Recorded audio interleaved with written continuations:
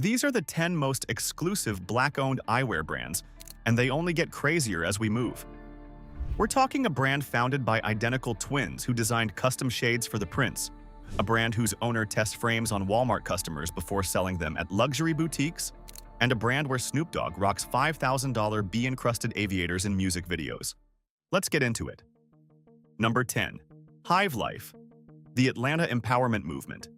Let's start with Hive Life because this brand's founding story sounds made up until you realize it actually happened during the absolute worst timing possible. Founded in 2018 by Ash Murphy and Shamika Bright, this Atlanta-based brand operates on a philosophy they call "keep your own piece of sunshine," which sounds like generic motivational content until you understand the context behind why they needed that mantra so desperately.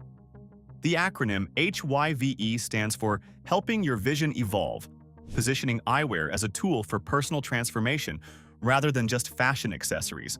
And that mission became intensely personal when 2020 hit the founders with challenges that would have destroyed most startups. Here's where the story gets genuinely heavy.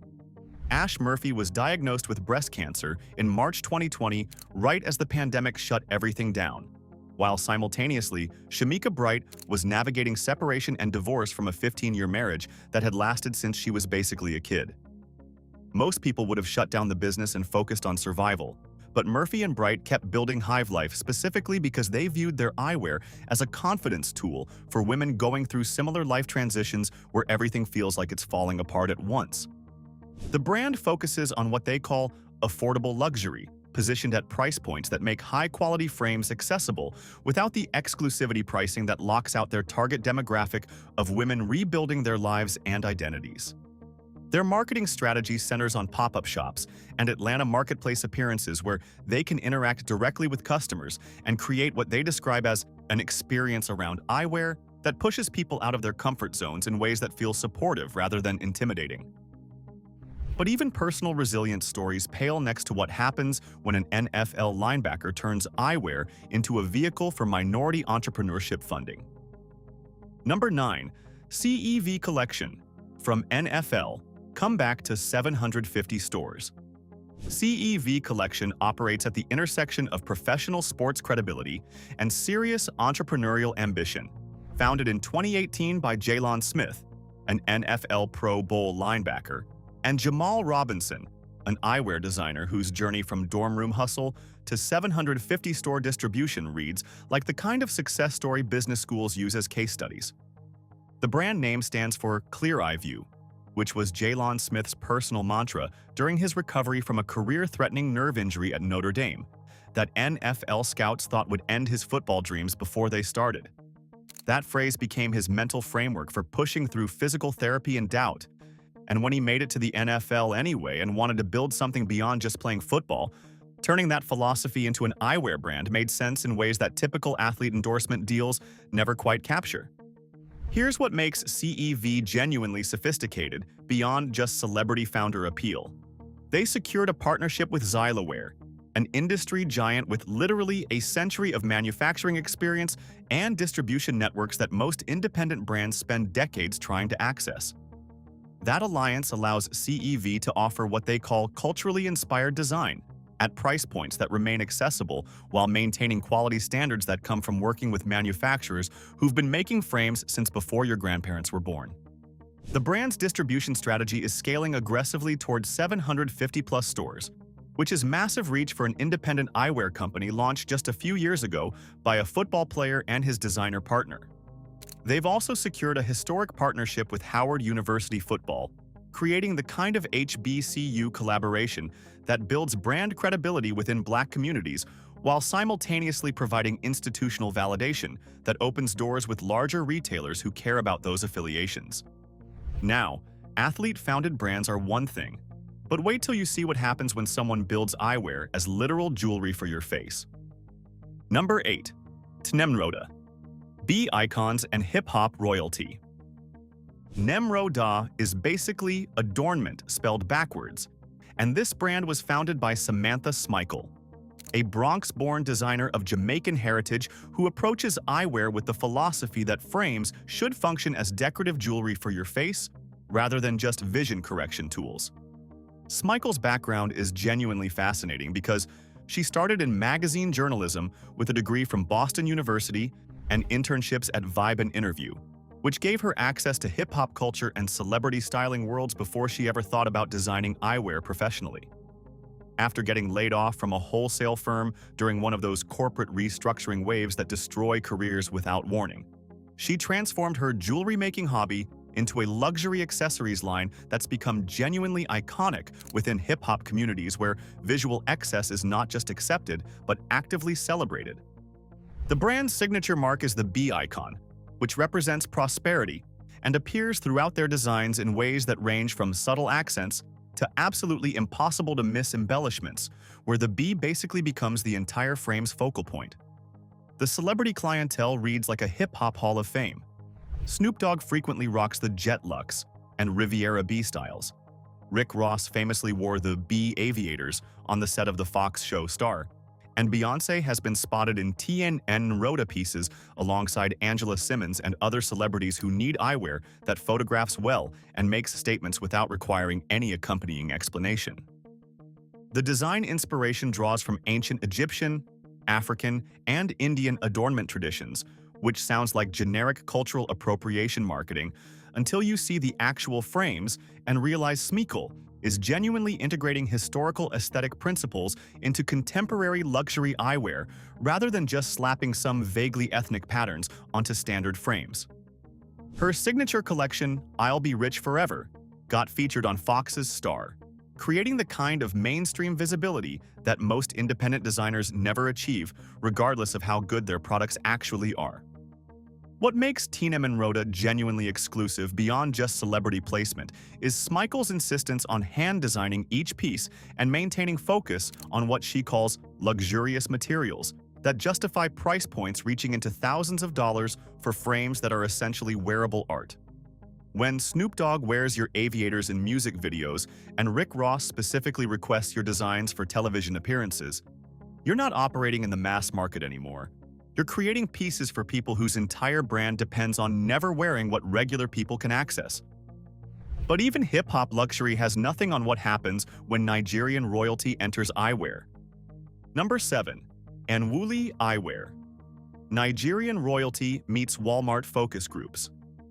Anwuli Eyewear was founded in 2019 by Dr. Nwamaka Ngodi, an Atlanta-based optometrist who brings something genuinely unique to luxury eyewear: actual clinical expertise in how frames should fit human faces, combined with Nigerian royal heritage that influences every design decision.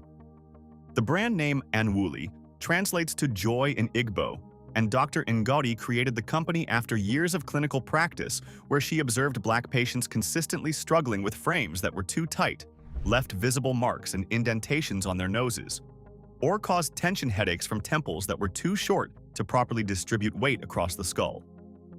These aren't minor comfort issues. They're structural fit problems that result directly from eyewear being designed primarily for Caucasian facial features and then sold to everyone else with the assumption that faces are basically interchangeable. Dr. Ngodi's educational pedigree is legitimately impressive. She attended Xavier University of Louisiana, which is a top HBCU, specifically for healthcare education, then earned her Doctor of Optometry from Pennsylvania College of Optometry at Salus University, giving her both the cultural perspective from HBCU education and the clinical training from specialized optometry programs that most eyewear designers simply don't possess. That combination means she's not guessing about fit issues. She's solving them based on thousands of hours examining patients and understanding the biomechanics of how frames interact with different facial structures. Here's the genuinely wild part about Anwuli's business model. Dr. Ngodi continues operating a clinical practice inside a Walmart location in East Point, Georgia, which provides her with a built-in focus group of diverse patients she can use to test new frame designs before releasing them to luxury retailers. Think about that for a second. You're getting your eyes checked at Walmart, and the optometrist examining you is simultaneously using you as product development research for $300 plus luxury frames she'll eventually sell at boutiques in Jamaica and upscale Georgia outlets. Her debut collection is called the Royal Collection because each frame is named after a member of her actual royal Nigerian lineage. blending her ancestral history with modern optical science in ways that make the eyewear feel like cultural artifacts rather than just fashion accessories. The frames are handcrafted in Greece using premium acetate and stainless steel, and the line has expanded to over 100 SKUs, which is substantial product variety for an independent luxury brand launched just a few years ago by someone still working as a practicing optometrist. Anwuli won the $5,000 grand prize at Atlanta's pull-up and pitch competition, providing both validation and capital that helped scale production beyond just direct-to-consumer sales into actual retail partnerships. But even royal heritage combined with medical credentials doesn't match what happens when you bring literal Oxford education into eyewear design. Number 6. Kimeze. Oxford Academics. Engineering luxury frames. Kimeze is a London-based luxury brand founded in 2018 by sisters Claire and Christina Kimeze. And their academic backgrounds are so impressive they make most fashion entrepreneurs look dramatically underqualified by comparison. Christina Kimeze studied biological sciences at the University of Oxford. Yeah, that Oxford, before receiving the Sir Denis Mann Award from the Royal Drawing School. Her sister Claire Kimeze also attended Oxford and worked in high finance within the City of London before pivoting into eyewear, bringing the kind of analytical thinking and financial sophistication that typically stays in banking, rather than migrating into creative industries. Together, the sisters created Kimeze to address a specific market failure that had persisted for decades, despite being completely obvious once someone points it out. While Asian fit frames had been widely available since the 1980s to accommodate different facial structures, there was no luxury equivalent specifically designed for the bridges and bone structures of black and brown faces. The eyewear industry had essentially ignored an entire demographic while pretending that one-size-fits-all approaches were sufficient. And the Kimeze sisters recognized that gap as both a business opportunity and a genuine problem worth solving. The brand raised $1.46 million in venture funding, which is substantial capital for an independent eyewear company, and signals that investors saw genuine commercial potential beyond just niche cultural appeal. Their frames are manufactured in Italy using the exact same facilities that produce eyewear for the world's most iconic heritage fashion houses, featuring hand-finished acetates and gold-plated hardware that justify luxury price positioning at £200 to £250 per frame. Now here's what really validates Kimeze's positioning. They launched directly onto Net-a-Porter, which is a massive achievement for any independent brand, but especially significant for Black-owned luxury accessories trying to break into retail channels that historically excluded them. Net-a-Porter's merchandising team is notoriously selective about which brands get placement, and securing that partnership immediately signals to luxury consumers that Kimeze meets quality and design standards that justify premium pricing. The frames themselves are described as engineering precision, rather than just fashion design, utilizing wider nose pads and longer arm lengths that are meticulously calculated based on actual facial structure data, rather than aesthetic preferences. When you combine Oxford-level academic rigor with Italian manufacturing craftsmanship and Net-a-Porter retail validation, you're creating a luxury product that competes directly with established European heritage brands rather than operating in a separate, Black-owned alternative category. But even Oxford credentials in Italian manufacturing look modest compared to what's possible when you combine corporate finance expertise with HBCU networks. Number 5. Vontelle. Corporate pedigree meets biometric revolution. Vontelle represents perhaps the most commercially sophisticated entry into luxury eyewear, founded by Nancy Harris and Tracy Green. The founding story is relatable in ways that make the subsequent success even more impressive. Both founders lost expensive designer frames within the same year, which is annoying but happens to everyone. And when they went looking for luxury replacements from Black-owned brands, they discovered those options were virtually non-existent. The mainstream luxury brands they tried also didn't fit their faces comfortably despite costing hundreds of dollars, and that frustration turned into a business idea when they connected the personal annoyance to the broader market gap. Tracy Vontelle Green serves as CEO and brings genuinely heavyweight financial credentials. She worked as a budget analyst for the New York City Mayor's Office of Management and Budget, then managed financial mergers as a consultant for Accenture, and critically oversaw NYC's public assistance budget of $6.1 billion as a deputy. Think about what that experience provides.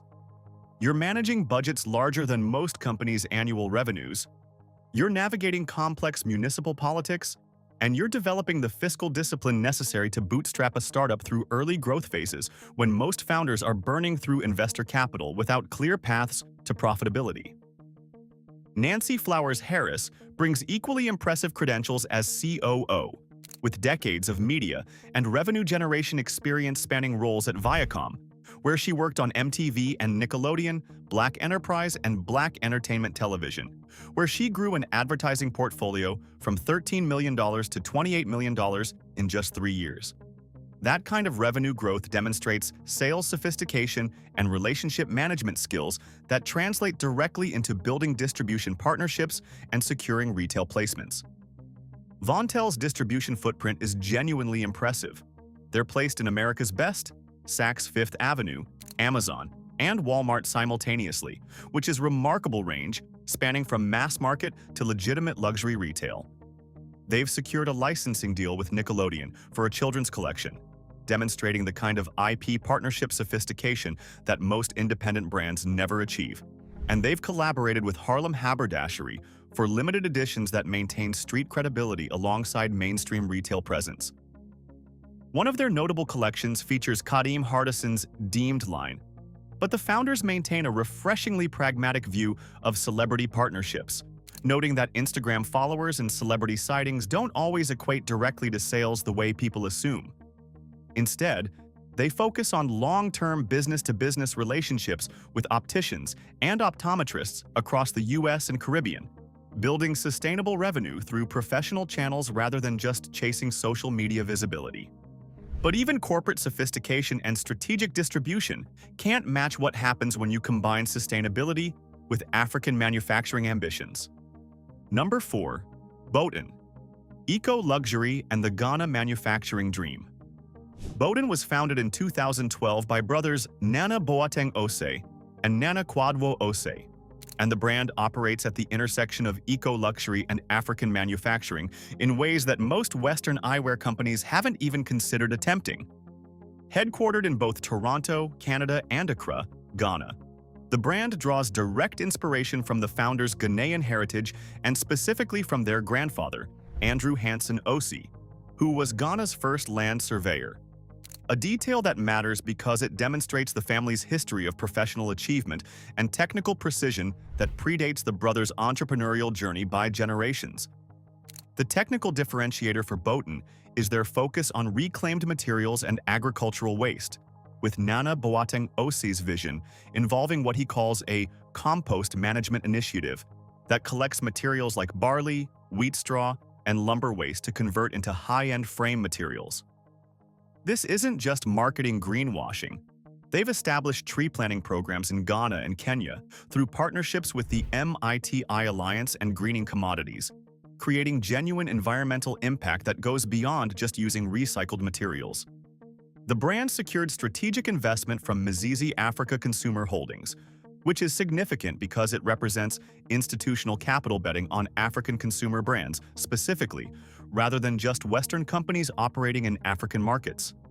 Their signature product line, the Aristotles, has been worn by Lupita Nyong'o and Dwayne Wade, providing the kind of celebrity validation that matters for luxury positioning, where being seen on the right people creates aspirational demand that traditional advertising simply cannot replicate. Bohten currently maintains a global presence across 50-plus independent retailers spanning North America, Europe, and West Africa, which demonstrates legitimate international distribution rather than just being available in a handful of boutiques. Their manufacturing currently involves collaborations in China and Italy because the specialized equipment and expertise required for high-end frame production doesn't yet exist at scale in Ghana. But this is where the brothers' long-term vision gets genuinely ambitious. In 2017, they launched a Kickstarter campaign aimed at creating a full-scale lens production hub in Ghana, and they've set a goal to transition fully to African-based manufacturing within the next 5 years, specifically to combat the high youth unemployment rates plaguing the region. think about what that actually means. They're not just building a successful eyewear brand, they're attempting to create manufacturing infrastructure that could employ hundreds or thousands of young Ghanaians, while simultaneously proving that high-end luxury goods can be produced in Africa at quality levels that compete with Italian and Asian manufacturing. But even sustainability ambitions and celebrity cosigns look modest next to what you can build with proper academic training and clinical focus. Number 3. Nurilens: Psychology, Purpose, and Haitian Independence. Nurilens, stylized as Nurilens, was founded by Dr. Juliette Nelson, an industrial organizational psychologist whose academic background brings a completely different analytical framework to eyewear design than typical fashion-focused approaches. The brand is built around a wooden eyewear collection that incorporates blue light blocking technology as a standard feature rather than an optional upgrade, specifically targeting students and professionals who spend extended hours staring at screens and suffering the eye strain, headaches, and sleep disruption that comes from constant digital exposure. Dr. Nelson's mantra, "See through the lens of your purpose," reflects her background as an IO psychologist specializing in workplace solutions and the specific experiences of BIPOC workers navigating predominantly white professional environments where cultural code switching becomes exhausting daily performance. The brand operates under Dr. Nelson's parent company Junuri, which provides academic and professional development services, creating a business ecosystem where eyewear functions as one component of a broader mission around helping people achieve their professional potential. This integration means Nurilens isn't just selling frames. It's positioning eyewear as a tool within a larger personal development framework that resonates with customers who view purchases as investments in their professional identities. The signature 1804 collection features browline frames, the style traditionally worn by freedom fighters like Malcolm X, specifically to honor the year of Haiti's independence from French colonial rule.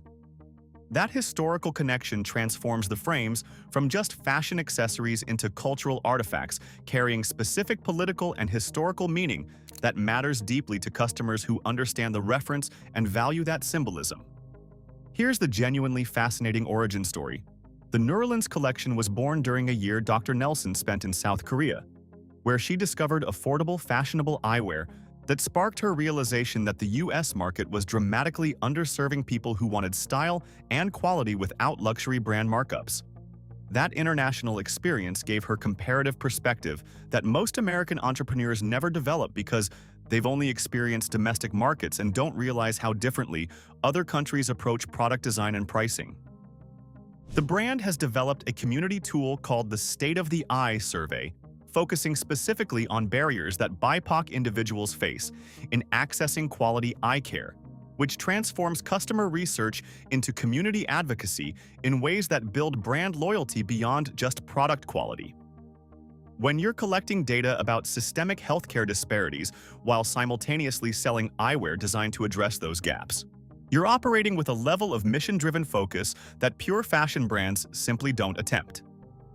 The use of natural wood materials handcrafted into frames positions Nurilens in the eco-luxury category alongside Bohten. But Dr. Nelson's psychological expertise and focus on workplace performance creates different brand positioning that appeals to professional development rather than environmental consciousness. But even psychology expertise and historical symbolism can't quite match what's possible when identical twins turn eyewear into wearable art. Number 2. Coco and Breezy: From DIY Roots to Designing for Prince. Coco and Breezy represents one of the most successful transitions from DIY hustle to legitimate luxury brand. Founded in 2009 by identical twin sisters Corianna and Brianna Dotson, who moved from Apple Valley to New York City with basically nothing and built an eyewear empire through sheer creative force and strategic celebrity relationships. The brand positions itself as creating wearable art that blends futuristic design with radical individuality. And that positioning is not just marketing language. Their frames genuinely look like nothing else in the eyewear market, featuring bold geometric shapes, unexpected color combinations, and structural elements that blur the line between functional eyewear and sculptural fashion accessories. Here's the fact that establishes Coco and Breezy's credibility in ways that no amount of marketing budget could replicate. They designed custom shades for Prince. Not a prince, not someone named Prince, but the actual musician who changed his name to a symbol and redefined what artistic independence and creative control could look like in the music industry. When Prince, who was notoriously selective about who he worked with and what he wore, specifically requested your eyewear designs, you've achieved validation that transcends typical celebrity endorsements. The brand's business model is remarkably diversified in ways that demonstrate the sisters' understanding that relying solely on eyewear sales creates vulnerability. They also work as DJs, models, and brand ambassadors, creating multiple revenue streams while simultaneously building personal brands that drive attention back to their eyewear. They've even released music tracks including Differences and Just Say, and remixed Janelle Monáe's single Float, proving their creative abilities extend well beyond just frame design. The financial metrics are genuinely impressive for an independent brand. Estimated annual revenue sits around $598,885, with brand valuation reaching $2 million, and they maintain revenue per employee around $86,000 despite keeping team size deliberately small at 1 to 10 people. That efficiency demonstrates lean operations and strong unit economics that many venture-funded startups burning through millions never achieve. As of 2026, the brand is undergoing significant distribution expansion through a new partnership with Europa Eyewear, transitioning away from their previous licensee ESE International, which signals strategic evolution toward broader retail presence without sacrificing the brand's core identity. They were also selected for Andreessen Horowitz's TXO cohort, providing access to the kind of venture capital networks and operational expertise that could accelerate growth dramatically if the sisters choose to pursue that path. But while designing for Prince and securing a 16Z connections are impressive feats, they don't quite match what's possible when you combine FIT education with Magic Johnson's capital. Number 1. Elisa Johnson. Fit training meets Magic Johnson's empire. At number 1 sits Elisa Johnson because her brand demonstrates what's possible when rigorous fashion education, strategic industry internships, and access to Magic Johnson's business expertise and capital all converge into a single focused launch. Elisa is Magic Johnson's daughter, which means she grew up watching one of the most successful athlete-to-entrepreneur transitions in history and had front-row access to how her father built a business empire worth $1.2 billion through strategic investments and partnerships. But unlike many celebrity children who coast on family name recognition, Elisa pursued genuinely rigorous education, graduating from the Fashion Institute of Technology with a degree in fashion business management that provided actual analytical frameworks and industry knowledge rather than just creative training. Her internships were strategically chosen to build specific expertise. She worked at Luxottica, which is the world's largest eyewear conglomerate that owns or licenses basically every major eyewear brand you've heard of, giving her insider understanding of how the industry actually operates at institutional scale. She also interned for Coco and Breezy, which exposed her to the independent brand-building side of the business and showed her how smaller operations compete against conglomerates through creativity and direct customer relationships. These experiences allowed Elisa to identify a specific market gap that her brand could fill: premium craftsmanship at more accessible price points than traditional luxury brands, positioned between mass-market frames and the exclusivity pricing that locks out younger consumers who want quality but can't justify spending $500 plus per frame. Here's what makes the brand's inception story genuinely compelling. Magic Johnson didn't just hand his daughter money and tell her to go build something. He required Elisa to develop and present multiple business plans, then rejected them and sent her back to refine the strategy repeatedly before he agreed to fund the venture.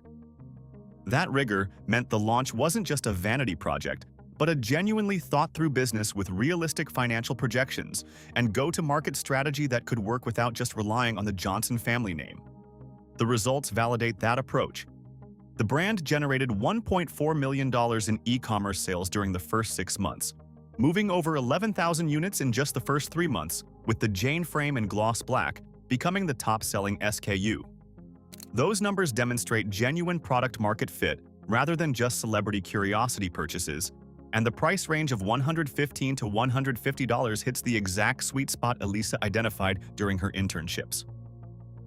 Retail placements include Shopbop, Nordstrom, and Saks Fifth Avenue, which is impressive distribution for a brand launched in May 2021.